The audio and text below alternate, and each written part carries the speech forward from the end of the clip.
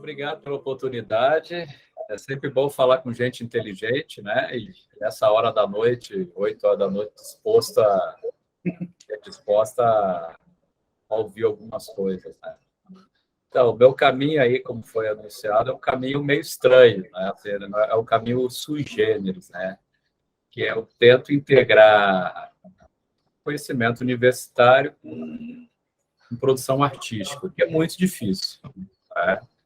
É muito difícil, haja vista os problemas que a gente tem estruturais na universidade brasileira, né, da sua formação e quadros, né, e também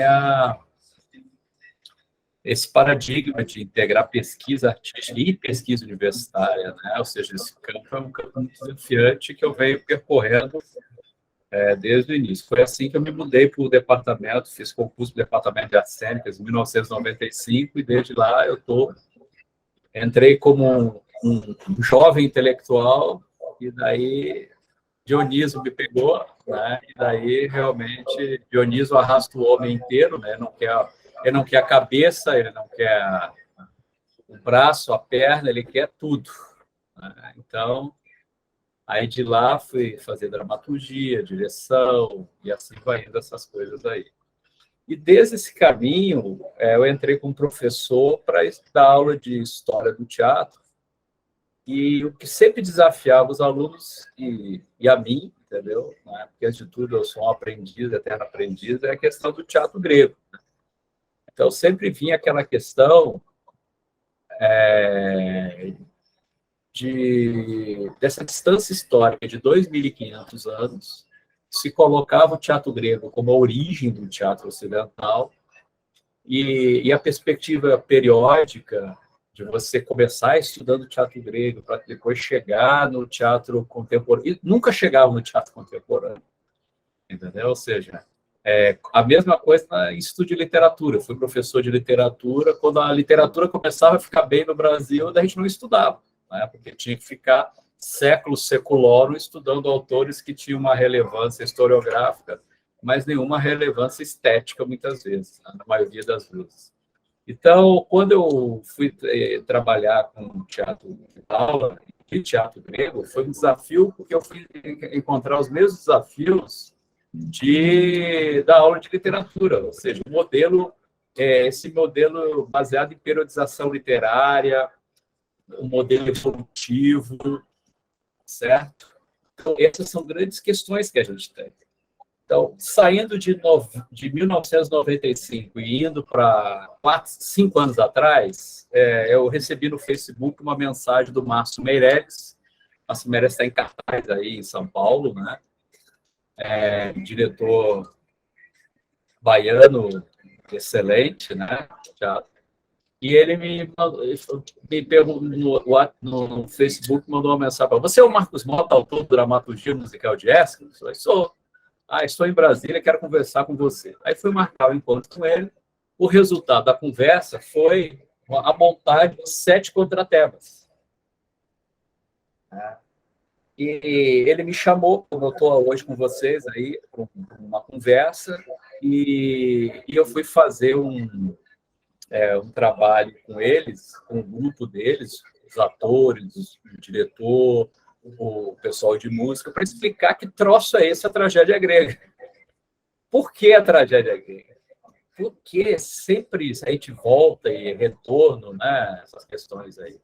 E eu fui apresentar algumas coisas que eu vou apresentar para vocês, resumindo a história. Eles queriam montar uma tragédia grega, mas não conheciam a tragédia grega, não conheciam, tinham as ideias de como a gente tem acesso à tragédia grega, normalmente, pelas traduções, pela historiografia muito deficitária que nós temos em língua portuguesa, né?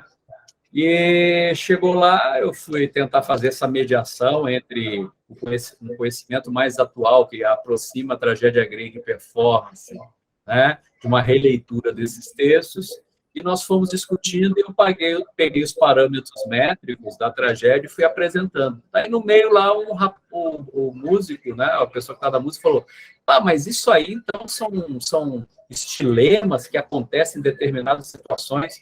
Isso aí me lembra muito os pontos de macumba. Aí, seja, eu fui lá na Bahia, tem toda uma cultura, tem toda uma audiovisualidade, tem toda, né? Se você, quando chega num lugar, você não chega... Aquele lugar não está vazio, né? Ou seja, o que é estudar a tragédia grega 2.500 anos na Bahia, ou em São Paulo, ou em Brasília, entendeu? E foi nesse momento que eu tive a real dimensão do meu trabalho, sabe? O que aconteceu de lá? Aconteceu de lá que eu explicava como que era no original, certo? E eles faziam as adaptações que eles iam fazer, ou seja, cada montagem é um novo original, certo? Então, a mitologia, muitas vezes, né, que a gente tem de nos aproximar da fonte, de beber essa fonte, né, às vezes tem uma certa idealização, não é? E muitas vezes essa idealização ela passa por cima de várias questões contextuais. O que nós temos hoje em dia é que nesse intervalo de 2.500 anos, nós temos ruínas de um passado, né? Nós temos fragmentos de um passado, né? Ou seja, a história da dramaturgia na antiguidade ela é descontínua. Entendeu? Nós não temos os primeiros momentos, nós sabemos o que aconteceu no século VI. 80 anos depois que se iniciam os concursos trágicos, a gente tem uma peça, as peças, de 472. Entendeu? Ou seja, tudo que aconteceu é a mesma coisa você cortar os 80 anos do início do cinema, entendeu? Ou do início do carnaval. Certo? Então, o que você vai ter? As obras que sobram para nós, elas dialogam com o passado, entendeu? E elas projetam o momento delas e o que vai ser. Então, nós temos vários pontos, entendeu? Vários buracos, várias descontinuidades aí. E essas descontinuidades, elas são tapadas com quem? Com hábitos historiográficos de construir uma história linear. E não é linear. Entendeu? Então, quando a gente fala assim, a tragédia grega, que peça é essa? Entendeu? Ou seja, a gente tem Ésquilo, já, que é o primeiro autor com texto, ele já está maduro, entendeu? A gente perde toda a carreira dele, né? Então, você tem buracos, você tem várias descontinuidades aí, né? E compreendendo essas descontinuidades cada vez mais, o aspecto fragmentário dessa tradição, né? Você vê que é uma tradição altamente fragmentária e que funciona a diversos momentos fundamentais da arte no Ocidente, como a ópera, né? A ópera ela tenta ser o quê? Fazer tragédia grega hoje, no século XVI, entendeu? Como cinema, tá certo? Como Wagner, tá certo? Então, existem vários momentos. Então, a tragédia, esse é um grande paradoxo, entendeu? Ou seja, materialmente, nós temos uma tradição em frangalhos, um material em frangalhos, em fragmentos, em descontinuidades, e muita idealização. E que os filólogos, os historiadores, os pesquisadores sempre retornam para esse material. O que muda são os pressupostos, tá certo? Ou de vez em quando algum material aparece de algum lugar lá no Egito, de alguma areia do Egito, surge um novo texto para nós, entendeu? Mas o que a gente tem é realmente isso, tá certo? O que vão mudar aí? As maneiras de encarar esse material, né? Ou seja, um certo tempo atrás, a tragédia era vista como uma questão moral, né? Então, você tinha leituras morais da tragédia, né? Que encarava os personagens como se fossem pessoas. Édipo fez isso por causa disso. Antígona fez isso por causa disso. Daí uma discussão moral, entendeu? Não é? Discussões do direito, né? Discussões que são relevantes, mas discussões que não levavam em consideração o contexto performativo. A partir dos anos 70, é que se começa a estudar o conceito performativo da tragédia, muito pelo impacto do conceito de performance nas artes e nas ciências sociais, certo? Então, nós estamos diante, tragédia grega é estudada há 2.500 anos, mas só recentemente é que nós temos estudos performativos da tragédia, estudos de como aquilo era apresentado diante de alguém e quais eram esses efeitos, certo? E isso tudo, esses estudos performativos a partir dos anos 70, tentando juntar uma tradição atual de se fazer teatro, certo? E um deslocamento de um certo aristotelismo da visão, uma visão muito tradicional, entendeu? Aristóteles mesmo, na poética, fala que não precisa da performance, né? Ele tem um argumento antiperformativo. Por mais que a tragédia seja um texto, a poética de Aristóteles seja um texto muito complicado, né? Lacunar em diversos momentos, mas ali há uma tensão entre, ou seja, a tragédia se acabando, ou seja, se concluindo num espetáculo, ou a tragédia sem espetáculo, uma especulação conceitual. Né? Então, na Bahia, estando lá na Bahia com o Meirelles, tá certo? Eu compreendi como essas mediações elas podem ser feitas. O que é a tragédia grega para o grupo Energós? Entendeu? O que é a tragédia grega se eu fosse dar esse trabalho lá para no Rio Grande do Sul, ou como eu já apresentei em Paris, nos Estados Unidos, esse material, certo? Né? Então, esse é um pequeno introito que eu estou apresentando para vocês, para dizer que a minha postura nunca é vir aqui dizer o que é a tragédia grega, que eu acho uma grande abstração, certo? Né? E, com isso, deslocar para algumas coisas que são relevantes. No meio dessa grande abstração, muitas vezes se esquece de algumas coisas que são fundamentais, estão registradas na própria tragédia. Eu vou compartilhar aqui um material que eu preparei para vocês, né, para daí, depois desse longo introito, ir para a parte mais de análise.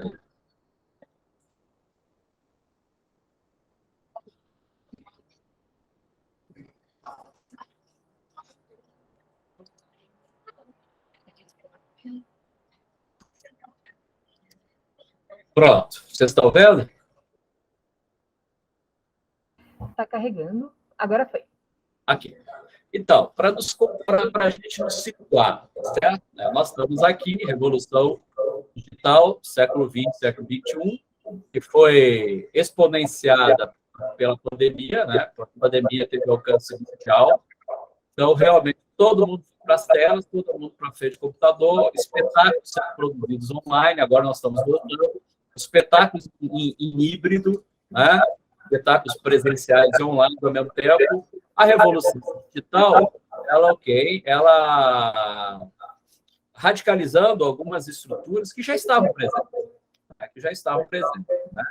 Então, é esse que nós temos hoje agora, as pessoas que trabalham com teatro, como trabalhar com isso, né? Ou seja, a ida para a tela não foi só uma solução momentânea diante de um problema catastrófico. A catástrofe, ela só revelou com novas maneiras de se relacionar entre as pessoas e mediadas tecnologicamente. Né? O que a gente vai fazer com isso? Né? Esse que vai ser nosso teatro, esse que vai ser nossa arte, e a nossa arte, mesmo presencial, ela vai ter que ter uma complexidade em relação a essa presença aí. Aí nós tivemos o cinema, século XX, né? E voltando lá, indo mais bem para trás, o que nós temos registrado e que perdura em várias localidades? Tradições populares e rituais. Ou seja, independentemente dos teatros que vão acontecer, que têm acontecido, as tradições populares, rituais, de fundo religioso, ou de fundo de entretenimento, ou juntando entretenimento com fundo religioso, elas atravessam historicamente as diversas modalidades de teatro aí. No século VI antes de Cristo, nós temos a fundação, não a invenção do teatro, mas a criação de um festival, tá? Um festival político-religioso, que vai ser registrado textualmente, né? Nós temos diversos textos disso aqui, textos dramáticos, né? E nós vamos questionar e intervir nós vamos ler de perto como é que era essa dramaturgia. Esse material dramatúrgico, ele vai negociar com essas tradições populares e rituais pré-existentes. Vai haver uma transformação. Nós estamos num contexto urbano, tá certo? Que vai gerir essas tradições populares e rituais pré-existentes. Isso aqui, esse contexto urbano dessa dramaturgia de entretenimento, vai depois ser modelo para a ópera, vai ser recuperado na ópera, né? Vai ser depois parodiado no teatro de revista, né? E nos musicais do século XX aí. Então, você vê uma longa história, né? A dramaturgia ateniense atravessa, né? O que foi feito aqui, o que foi feito a partir do que já existia, atravessou esse gerenciamento das relações entre plateia, sons e imagens, tá? E que é o que a gente continua trabalhando, certo? Então, a dramaturgia ateniense ela é uma intervenção em práticas de multissensoriais, de relações entre som e imagem e atos recepcionais, tá? E que depois essas práticas desenvolvidas durante esse contexto urbano ateniense aqui vão ser apropriadas e transformadas por diversas tradições pelos séculos aí. Tá?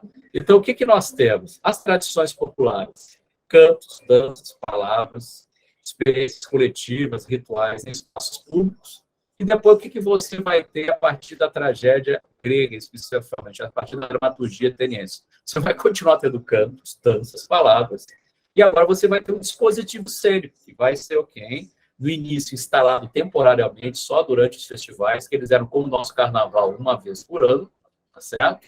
E você vai ter uma institucionalização disso, né? E você vai ter uma especialização, você vai ter pessoas que vão fazer determinadas coisas, né? Não vai ser só esse coletivo. Bom?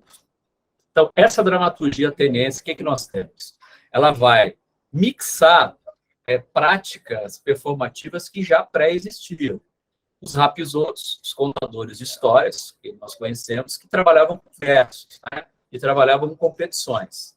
As práticas corais, que nós temos diversas práticas corais que vão ser reelaboradas na tragédia grega. A tragédia grega é como tivesse... a dramaturgia musical ateniense é como se tivesse fósseis, né? A gente consegue perceber fósseis dessa cultura contemporânea anterior, né? Que são cantos de Apolo, cantos de exultação, cantos de guerra, celebrações de vitória, cantos de jovens mulheres, cantos de casamento, cantos de lamentação, que são os mais conhecidos, são os lamentos fúnebres, são mais conhecidos. Então, já existiam práticas corais. O teatro grego não inventa o coral, né? Ela coraliza o espetáculo, mas ela ela incorpora e transforma o material pré-existente.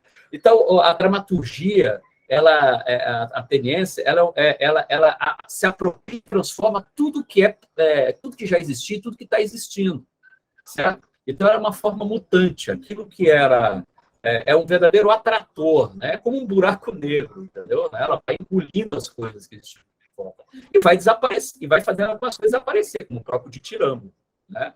Ela não só se vale do que já existe, como ela destrói o que já existe, né?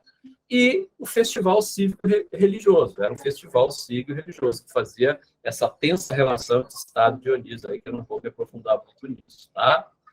Quando a gente observa, né, os textos sobre a tragédia, você tinha identificado dois tipos de atuações, que estão baseados muito na própria estrutura de uma tragédia grega. Você tem as pessoas que vão ser responsáveis pelas falas, né, que são versos, nunca esquecer que toda a cultura performativa na antiguidade era versificada, certo? Né? Você tem atores, eles eram profissionais, ou seja, eles viviam disso, né? Eles são especializados num método contínuo de recitação de textos, né? Seja monólogo, seja em contracenação, e às vezes depois, de algum momento, eles começam a ser suscitados a não só trabalhar com texto, mas também com canto. Você começa, principalmente em Eurípides, você começa a ter a monodia, ou a área, né? Ou a canção solo, certo? O coro já é composto por pessoas da cidade, grupos da cidade, tá certo? Você observa que, em vez de ser um metro contínuo, entendeu? Você vê uma multiplicidade de metros, de ritmos, para os ritmos com seus vários etos, com as suas várias tipologias aí, né? Esses danços e cantos, elas acontecem em cenas isoladas ou em interação com os atores, e você tem a especialidade, né, de um integrante do coro, essa hipótese que nós temos de um integrante do coro também falar e interagir com os atores aí. Mas você vê dois mundos em choque, né? A dramaturgia ateniense, ela percebeu justamente que a manutenção da atenção do público era exercida através da variação, da variação do estímulo audiofocal, certo? Você tem cenas que é onde você predomina uma regularidade rítmica, que tem transformações na maneira de falar, entendeu? Né? Mas você ouve e você vê que está sendo recitado aquele texto, entendeu? Né? E você tem uma flexibilidade maior nas cenas corais, certo? Então, você comprava um ticket e via vários espetáculos. Né? Você via vários espetáculos. Primeira coisa que a gente tem que entender, tudo era verso, ou seja, o verso está ligado ao controle rítmico da performance, ao tempo, certo? Não existia metrônomo, então você controlava pela quantidade de versos, tá certo? Né? 10 versos, quem fala 10 versos vai ter mais atenção que quem fala 5, esses jogos aí. Você vai ter versos para as partes faladas, mas sempre vendo que essa parte falada não é igual à fala cotidiana, é uma fala transformada a partir de um padrão rítmico, né? E você vai ter versos para as partes cantadas, você vai ter uma polimetria, uma diversidade, que é a parte atrativa do espetáculo dramatúrgico antigo, entendeu? Ou seja, onde você tem maior flexibilidade. As partes faladas, elas tendem ao que é um presente de cena, ou seja, aquilo que está acontecendo naquele determinado momento, ao presente de cena, as pessoas se encontram e conversam sobre coisas que estão acontecendo, sobre coisas fora da cena, certo? De lembranças, e você tem as cenas que o espetáculo vai para outro plano, vai para o passado, vai para o deuses, entendeu? Vai para o futuro. Entendeu? Então, a flexibilidade rítmica, a diversidade dramática musical, também é o quê? A flexibilidade do imaginário. Marco, você pode ampliar um pouco essa imagem? Essa daqui. A bola. Tudo é verso.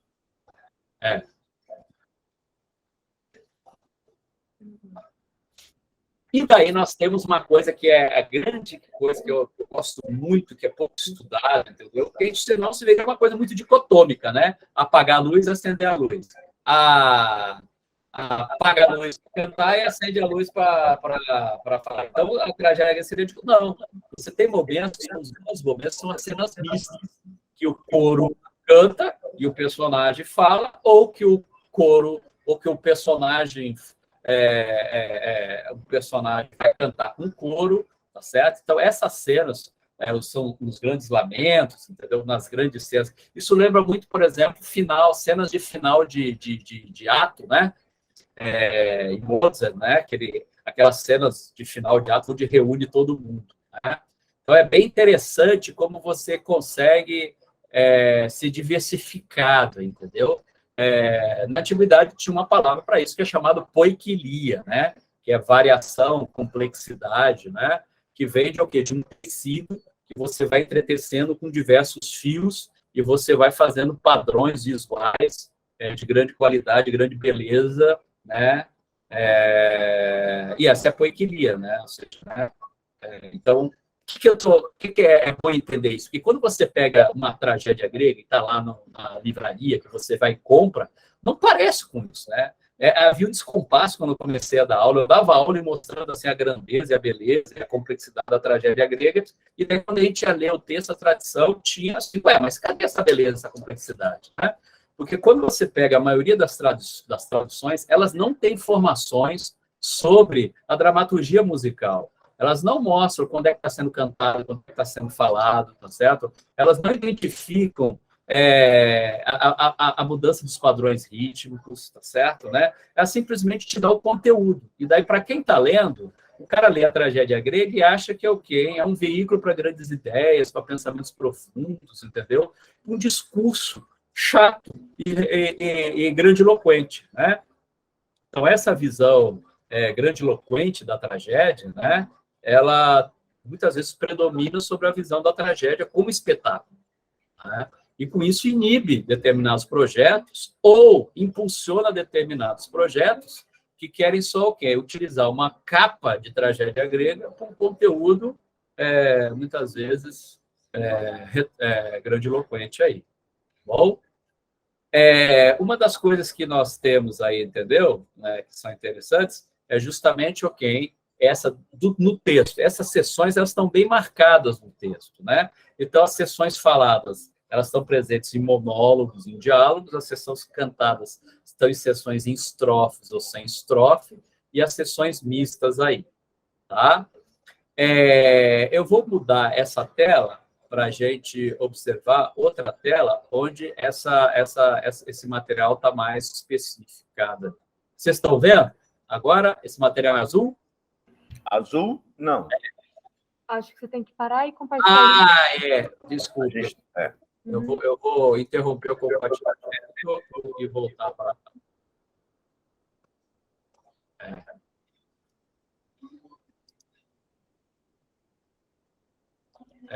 empolgação. Agora sim, tá carregando. Foi. Então, esse fóssil do espetáculo que o texto da tragédia grega nos coloca, né, fica mais claro nessa tabelinha aqui que a gente começa a ler. Boas edições, boas traduções, elas dividem a tragédia grega nas suas partes constitutivas, entendeu? Então, é muito interessante saber os nomes, tá? Então, a parte inicial de uma tragédia, a prólogo, entendeu? Né? Ela é respondida pela parte final da tragédia, que é o êxodo, né? Que é a parte onde se sai, né? Então, porque a tragédia, na verdade, se estrutura em todo o trabalho do coro, né? Depois que foi mudando isso. Mas a tragédia, tanto os grandes nomes que a gente lembra de tragédia, entendeu? São nomes, muitos dos nomes são ligados ao coro e não ao personagem, né? As bacantes, as fenícias, os persas, as suplicantes, e assim vai indo, né? Então, nessa parte do prólogo, né, é uma parte inicial, ela pode acontecer de duas maneiras, né? Ela pode acontecer com o coro, a parte inicial, a entrada de um coro, né? Ou ela pode acontecer com um diálogo falado, entendeu? Então, existiam vários modos de começar.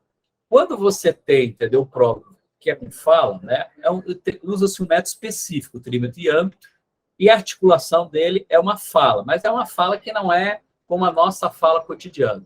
E ela é feita por o quê? Por agentes não corais, e não tem acompanhamento musical, né? Uma das coisas que é interessante a gente observar é que isso não está no texto, tá certo? Ou seja, quando tem acompanhamento musical e quando não tem acompanhamento musical. Isso você vem de fontes secundárias, você vem pelos vasos, você vem por textos diretos, certo? E você vem por rubricas internas, quando um personagem ou integrante do coro fala de algum instrumento musical, né? Então, isso só nos prova e nos comprova que uma visão estritamente textual ela não nos dá todo o acesso à espetacularidade da dramaturgia na antiguidade, certo? Por outro lado, uma leitura do texto que só vai atrás do conteúdo e que não percebe essas dimensões de divisão de partes, ela também não vai gerar dados para a gente interpretar essa espetacularidade. Então, o problema não é o texto, entendeu? São os pressupostos da maneira de ler esse texto. Então, para quem trabalha com teatro, a gente sabe muito bem que o texto ele é uma peça de produção, entendeu? O texto cênico, como é que nós lemos textos cênicos, né? Um ator vai ler de uma maneira, entendeu? O diretor vai ler de uma maneira, entendeu? Mas, assim, para que aquela peça seja efetuada, a gente tem que ter uma leitura global que vai ver como uma lista de compras. O que eu preciso para montar essa peça, entendeu? Aí eu vou ler, eu vou precisar de atores. Quantos atores? Eu vou precisar de cantores, eu vou precisar de um grupo de músicos, eu vou precisar de objetos de cena, eu vou precisar de determinado figurino, entendeu? Então, essa outra leitura, entendeu? Que muitas vezes a gente deixa de ter quando a gente vai ler uma tragédia grega. Ou seja, há um sequestro da dramaturgia grega e pode uma leitura que não leva em consideração o seu contexto de execução, né? que foi muito importante para manter o interesse nesses textos, mas foi muito também relevante para retirar desses textos, né, o seu diálogo com a sua teatralidade. Então, todas as tragédias que sobraram para nós, elas têm esse print, eles têm essa estrutura, entendeu? Que é o quê, hein? Nós temos partes faladas, marcadas aí em itálico, nós temos partes cantadas, marcadas em negrito, tá? Então, depois você tem o quê, hein? O párodo, uma peça pode começar com um párodo, ou seja, o coro ele é tão importante que ele tem 3 nomes para coro. Ele tem párodo, que é quando o coro entra, ele tem estásimos, que são as diversas performances do coro, e tem o quê? O êxodo, que é quando o momento onde o coro vai sair. Porque daí, quando o coro sai, normalmente acaba a peça, a não ser que você queira dar um efeito dramático, né? Como no final de Agamemnon, né? Que nós temos aí, né? As partes cantadas. Você vai ter ou um método de entrada, ou você vai ter vários métodos. E o que acontece durante esses vários métodos? Tem o quê? Uma fala mais entoada, que não é cantada, tem o canto e tem a dança, e o coro. E tem acompanhamento musical. Quando tem coro, tem acompanhamento musical. Porque você está, né, no momento de o quê?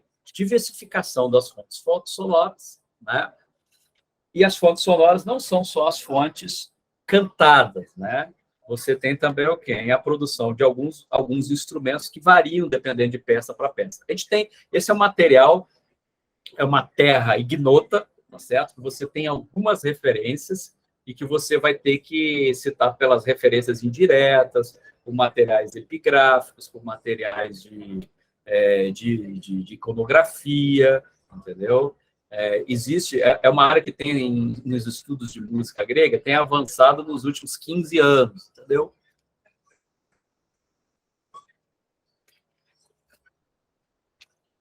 Com reconstruções de instrumentos, entendeu? Né? Mas, às vezes, não converge, né? Os estudos de música grega com os estudos de tragédia grega, né? Às vezes, você tem mais por causa dos fragmentos de partitura.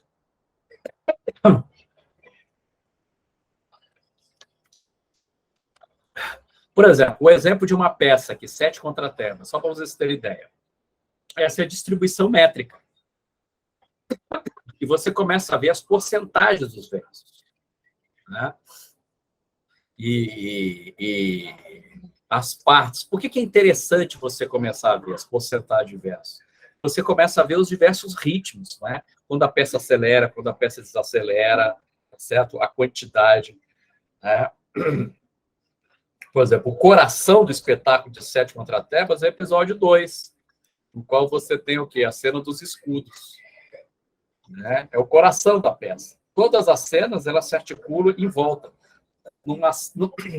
como se fosse um objeto mesmo, como se fosse um escudo, né? É uma peça que ela é centrípeta, né?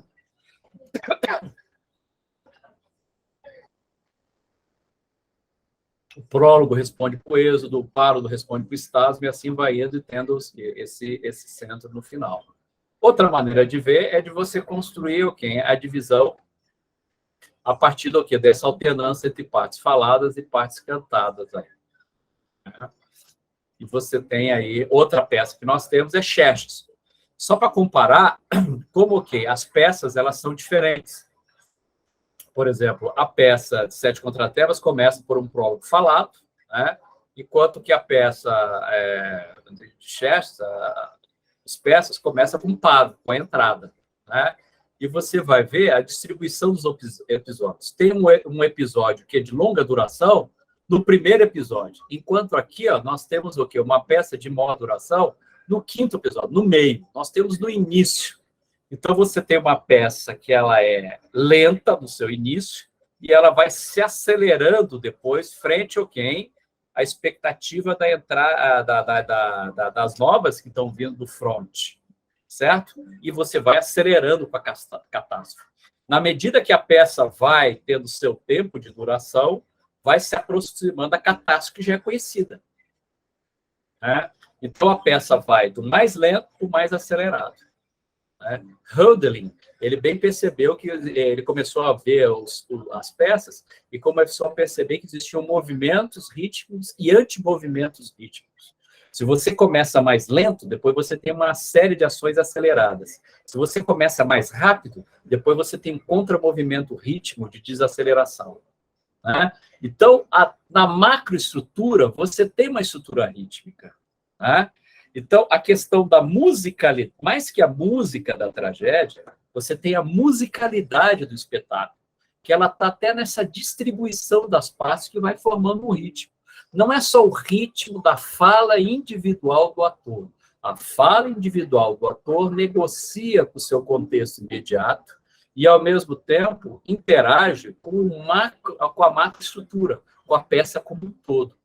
Né? Então, todo o espetáculo é ritmo. Né? Então, você tem distribuição de uma série de micro-ritmos ou de ritmos diferenciados. Você tem um todo, um ritmo global, baseado em forças opostas, em forças em contrastes, e depois você tem a distribuição dos personagens participando desse ritmo. Né? Ou seja, qual é o ritmo da rainha em relação a isso? Qual é o papel rítmico da tossa? Ela é um acelerador? Ela é um desacelerador? Tá certo?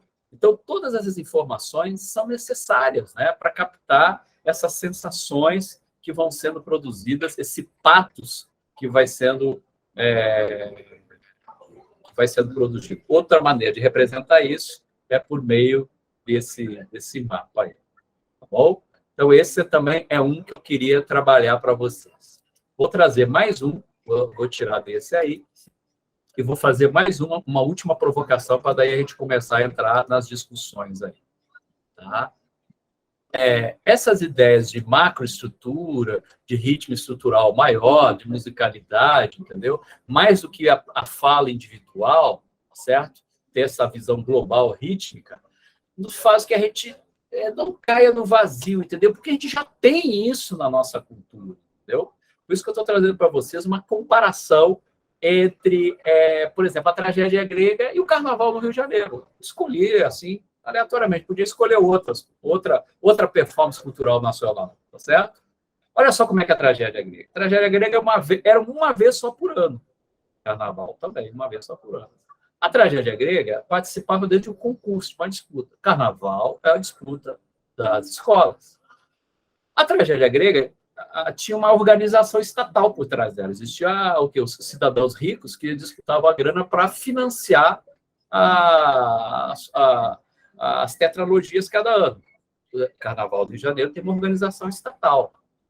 A tragédia grega acontecia num espaço específico, Teatro Dionísio, Rio de Janeiro, São Paulo. Acontecia numa cidade específica, Atenas, Rio de Janeiro. A tragédia grega cosmopolita, ou seja, vinham as pessoas, principalmente as cidades que eram governadas por Atenas, vinham trazer seus impostos. Carnaval é cosmopolita, as pessoas viajam para lá. Né? E uma das coisas mais interessantes, entendeu? Que não temos na tragédia grega, mas nós pressupomos que teria, regras de julgamento, né, para acontecer a tragédia grega, e regras de julgamento para o carnaval. Tem todo o material de avaliação dos jurados. E a gente sabe muito bem que a tragédia grega até hoje está lá, né? No Teatro Dionísio tem lá os bancos que eram os juízes, que ficavam na frente, na primeira fila, né? Olhando o espetáculo, para julgar o espetáculo, e atrás deles o público pressionando. Né? Uma comparação que eu acho bem interessante, os quesitos de carnaval. Os quesitos de carnaval são os seguintes: você tem quesitos de performance, né? Ou seja, a evolução, né, dentro naquele espaço físico, a comissão de frente, que lembra muito, entendeu? Né? Um párodo, entendeu? Uma entrada, né? Uma parte inicial, e você tem também o quê? O messalo porta-bandeira, né? Que seria o quê? Os indivíduos, né? Os atores, os elementos individuais de uma tragédia. Né? Então, você tem uma relação entre grupo, né? Que são as alas, e você tem uma relação de indivíduos, né, que são o messala, porta-bandeira.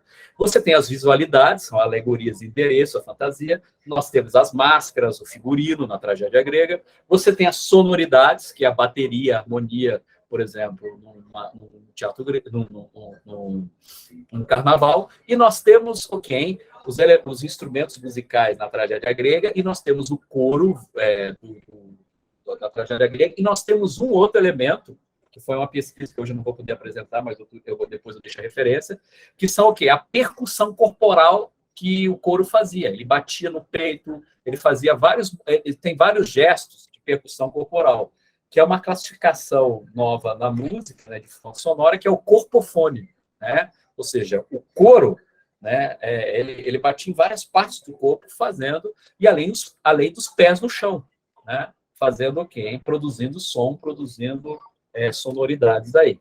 E a dramaturgia, né, que é o samba enredo, e o enredo, que seria para nós esse texto aí. Comparando tragédia grega e espetáculo da escola de samba, nós temos aí som, visualidade, dramaturgia e performance. A tragédia grega se desloca espaço. Se você observar as alas, né, as alas elas vão ser projeções do samba enredo. Se existe um verso no samba enredo e cada verso vai ser o quê? Uma ala vai ser a projeção, vai ser uma exemplificação visual do samba enredo, tá certo? Essa divisão aqui, né? Como nós vamos ter essas divisões no teatro grego, de uma peça grega, você vai ter o quê? As divisões em partes, né? Então, você tem o quê? Uma estrutura modular, uma divisão em partes, ou seja, um todo dividido em partes articuladas, né? Essa é a ideia de uma dramaturgia que nós temos a partir da tragédia grega, né? E que é o que nos atravessa chegando no carnaval, né? Aqui, uma fotinha que nós temos, né? Aqui na frente, nós temos as cadeirinhas no teatro grego, onde ficavam os juízes, esse espaço aqui, enquanto que o espaço do carnaval é um espaço de movimentação de andar, né? Porque o carnaval é na rua, e depois ele passou para o espaço físico. Nós temos esse espaço onde você seleciona as cenas. É uma sucessão de cenas individuais, enquanto que, na visão global de cima de um carnaval, você vê todas as cenas, né? O que vai mudar é o ângulo aí. Então, terminando aqui a nossa apresentação, a nossa provocação para vocês, né? Primeira coisa, estamos muito longe da antiguidade, no tempo e no espaço, certo? Mas nós estamos dentro da mediação histórica, né? Nós temos formas de produção de som, de visualidade, integração multissensorial de som e imagens aí, e que nós temos uma longa tradição de aproveitar desse cadáver da tragédia grega e ressuscitá-lo de diversas maneiras, de apropriá-los. O que muitas vezes o que contribui, a universidade pode contribuir, é estabelecer esses links sem que haja a regra, a imposição de uma regra de como esses links vão ser trabalhados. Isso vai variar do tipo de grupo que você tem, entendeu? Do tipo de instrumentos musicais disponíveis para você, certo? Do tempo que você vai trabalhar, dos seus propósitos que você vai trabalhar. Ou seja, de um certo modo, ou seja, o espírito dramático musical multissensorial da tragédia continua sendo revisitado das diversas maneiras. Não significa que nós vamos ter uma apropriação mais legítima que outra, mas esse saber que vai sendo transmitido pelos textos, pelos intérpretes e por interpretações ricas performativas, podem subsidiar performances que podem valer da oportunidade de retomar temas, situações e formas de texto da antiguidade para estabelecer esse jogo transhistórico aí. É isso que eu tinha para dizer para vocês. Muito obrigado.